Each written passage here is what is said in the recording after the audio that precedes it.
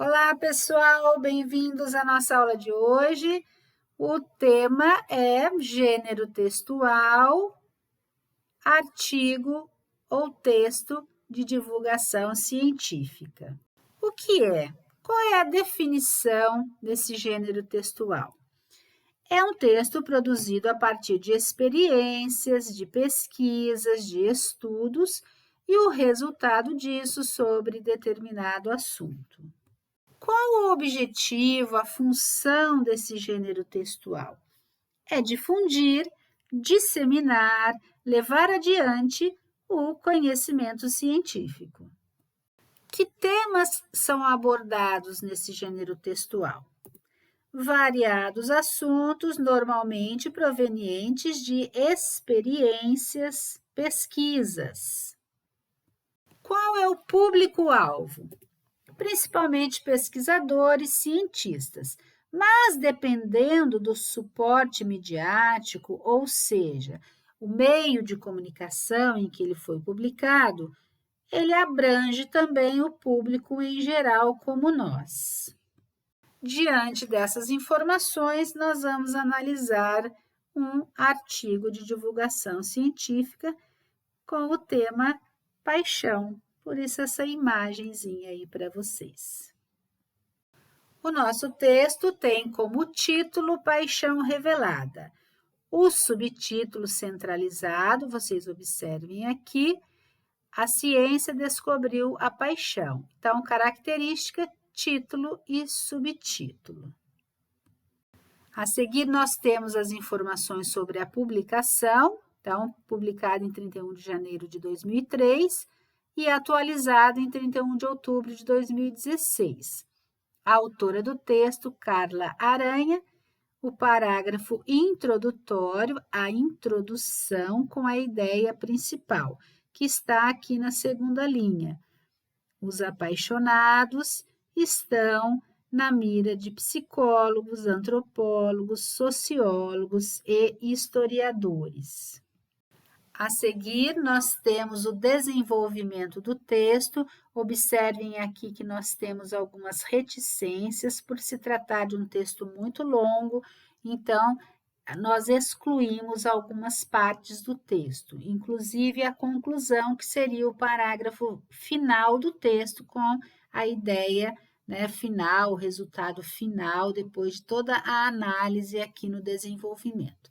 Nós vamos destacar as pessoas aqui citadas. Observem que nós temos a antropóloga Helen Fisher, nós temos o local de trabalho dela, nós temos aqui a cidade, a localização, olha, o país, observem aqui. Uma outra pessoa citada, nós temos aqui um sociólogo italiano, aqui o nome dele, Francesco Alberoni. Temos aqui um psiquiatra, James Lackman, então, 3 estudiosos. Aqui, logo abaixo, no quarto parágrafo, nós temos a psicóloga americana Dorothy Tenove. A seguir, nós temos a psiquiatra italiana Donatella Marazziti, então, aqui, o local de trabalho, a cidade. Então, vocês observem que são citações de estudiosos, de pessoas que conhecem o assunto.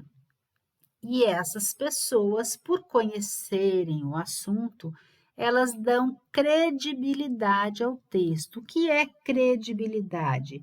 É a qualidade do que é confiável, ou seja, elas trazem confiança para quem lê o texto, pois são pessoas especialistas nesse assunto.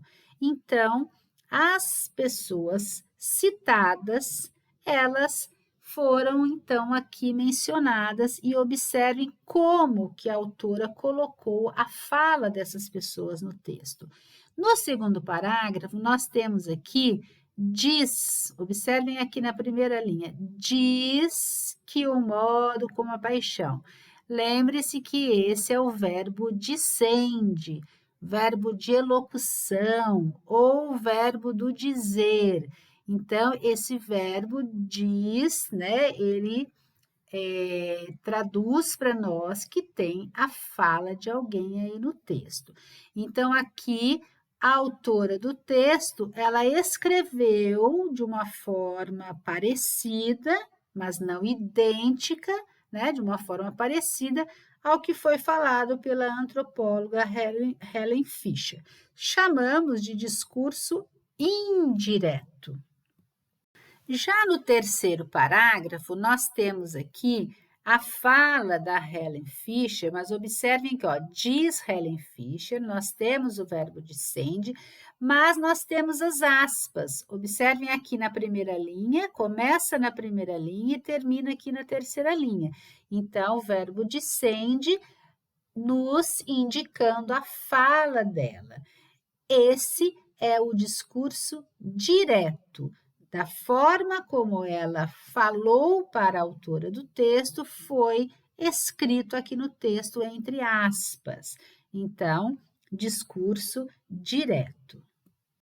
Observem aqui no último parágrafo mais um exemplo de discurso direto. Então, aqui nós temos as aspas começando aqui na segunda linha e terminando aqui na terceira linha. Então, diz o psiquiatra James Lackman. Então, é o discurso direto desse psiquiatra.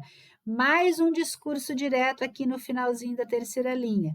Mas, olha as aspas começando, terminando aqui na última linha, diz Lackman. Aqui, usando o sobrenome dele para não repetir o nome todo. Então, vocês vejam exemplos de discursos diretos e discursos indiretos aí no texto analisado.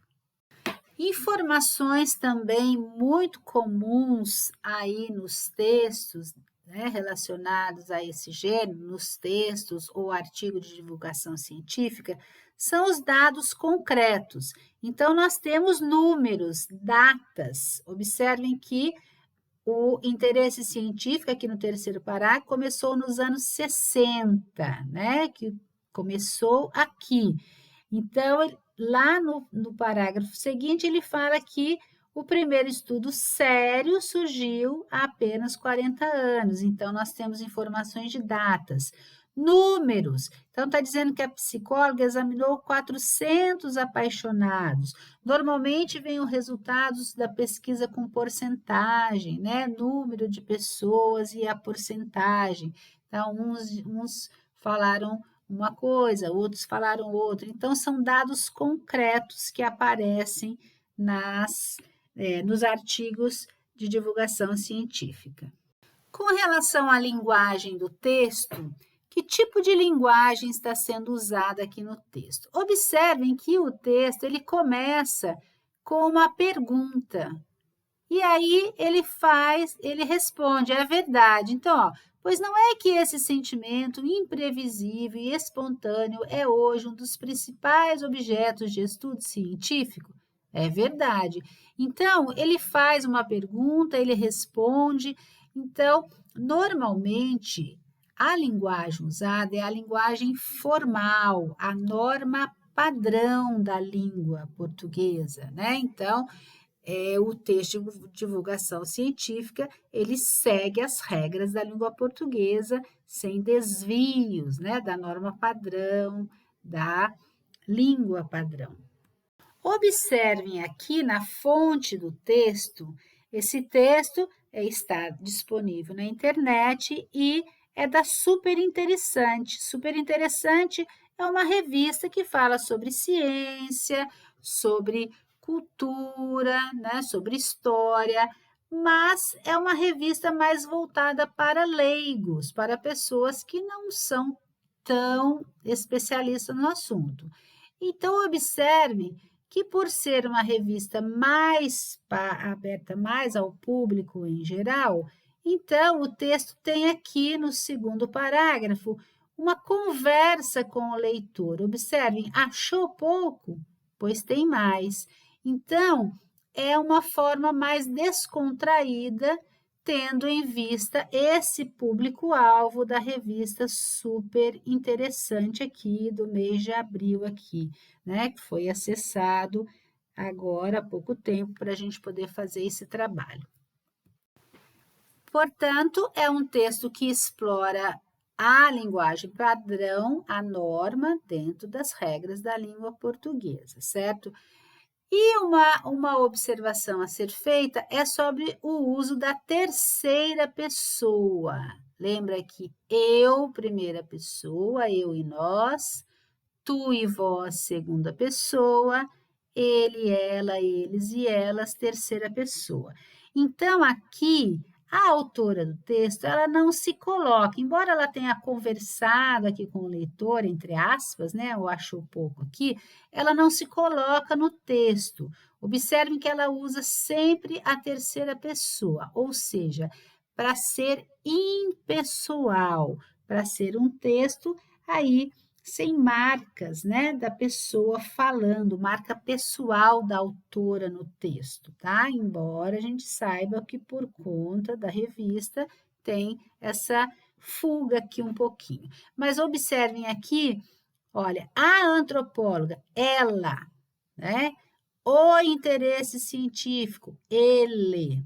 O primeiro estudo, ele. Uma pesquisa, ela. Então, observem que é todo o texto em terceira pessoa. Então, a autora do texto não se coloca. Então, é uma marca de impessoalidade. Então, o texto, o artigo de divulgação científica é sempre escrito na terceira pessoa. Chamando a atenção, então, que a conclusão do texto é o resultado final, né? Aquilo que se propôs aqui no começo a falar, né?